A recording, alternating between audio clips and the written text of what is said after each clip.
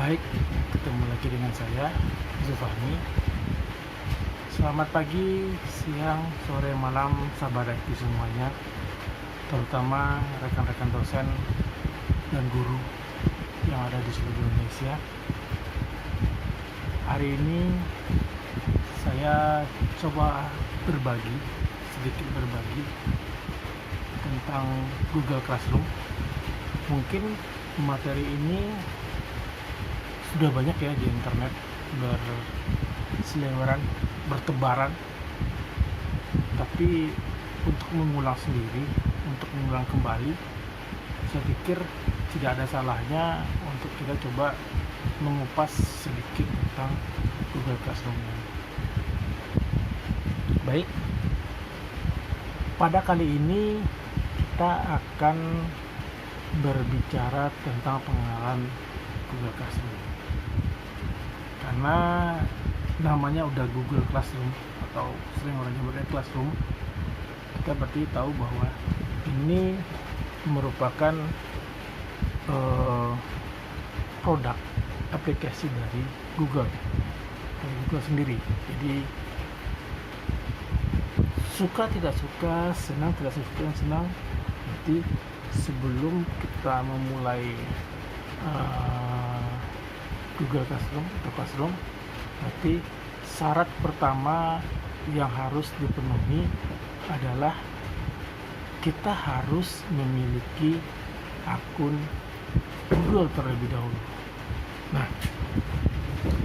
mungkin kita udah umum ya tahu, dan hampir semua kita udah punya akun Google. Tidak terlalu masalah sebenarnya ya. Hampir semuanya, saya yakin hampir semuanya kita menggunakan akun Google. Nah, jadi saya sedikit saya akan bahas sekilas tentang akun Google. Jadi akun Google itu ada dua versi sebenarnya ya. Versi yang pertamanya itu adalah yang seperti ini, menggunakan domain gmail.com atau gmail.co.id. Itu adalah yang umum, yang standar. Dan juga ada email Google, tampilannya nggak standar. Nah, dia menggunakan domain institusi kita.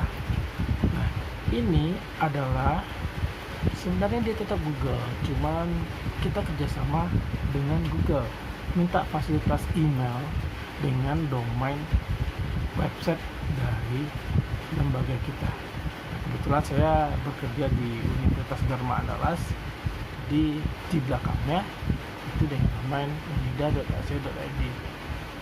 Sedikit keuntungan saya bukakan, ini gunanya untuk menaikkan rating webometrik website lembaga di Google ya. Nah, jadi kita harus masuk dulu, kita masuk dengan akun Google kita.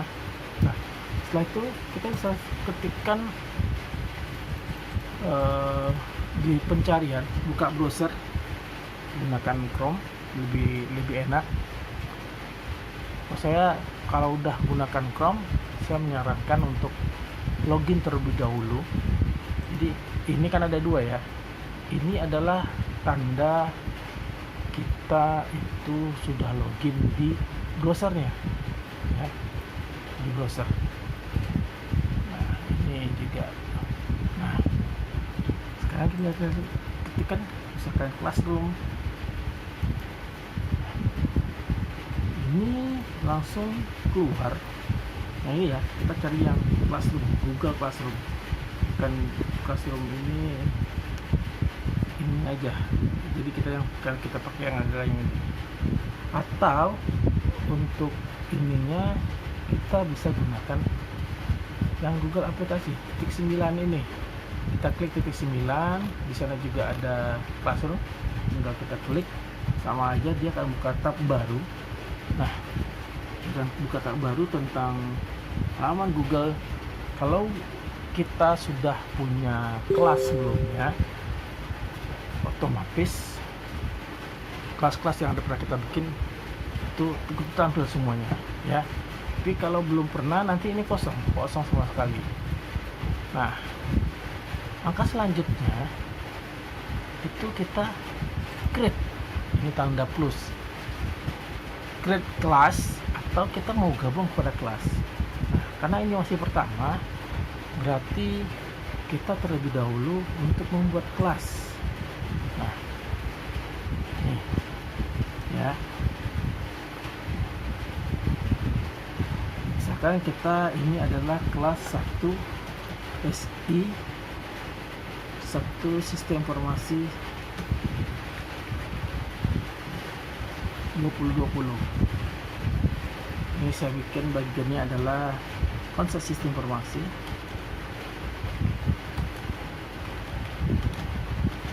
Sistem informasi, saya samakan aja dengan mata pelajarannya.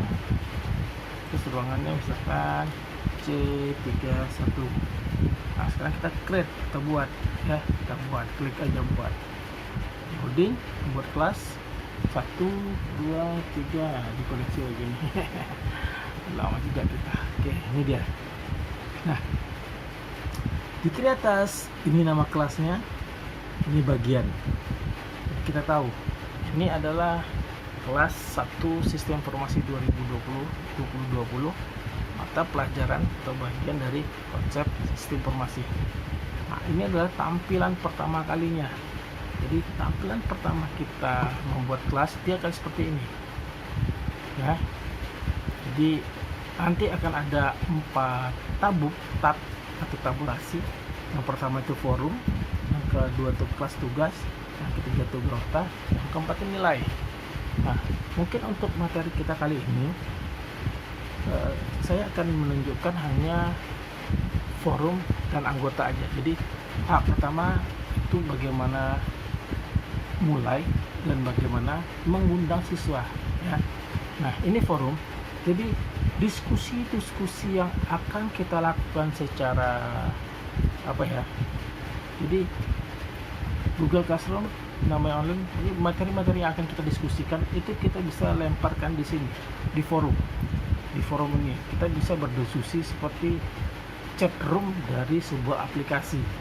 Jadi di sini akan nanti keluar diskusinya ya. Nah, ini semuanya di sini, diskusi tentang materi kuliah kita bisa lakukan di sini. Yang selanjutnya adalah anggota. Nah, anggota yang bisa kita masukkan di sini ada 2 ya, ada 2. Yang pertama itu bisa jadi dosennya atau pengajarnya. Yang kedua adalah pasti itu adalah siswa atau peserta didiknya. Nah, sepertinya kalau untuk di sekolah agak lucu sepertinya ya, bahwa kita akan menambahkan guru. Nah, tapi kalau di kampus, di universitas, sekolah tinggi, akademi, itu bisa jadi satu mata pelajaran itu diampu oleh 2 dosen atau 3. Lagi nanti kalau ada dosennya, dosen senior sudah sepuh, biasanya itu dikasih tiga dosen sepuh nih, yang paling atas namanya, yang kedua dosen menengah, yang 3 dosen baru. Biasanya seperti itu, dosen magang lah atau dosen magang. Dosen sepuh cuman buka kelas pertama kali dan tutup kelas. Oke, itu baik. Jadi segala hal yang akan kita bahas itu kita diskusikan itu di tab forum ya, tab forum. Materi-materi yang akan kita bahas per minggunya itu kita bisa berdiskusi di forum ini. Nah, tapi sebelum kelas dimulai pastikan dulu siswanya ada, peserta didiknya ada. Jadi ada 2 cara untuk mengundang orang ke dalam, peserta didik ke dalam kelas yang kita bikin tadi. Itu dengan cara kita undang mereka. Tinggal kalau kita mengundang, kita klik, kita ketikkan alamat emailnya. Ingat, emailnya email Gmail ya, email Gmail. Ketikkan di sini.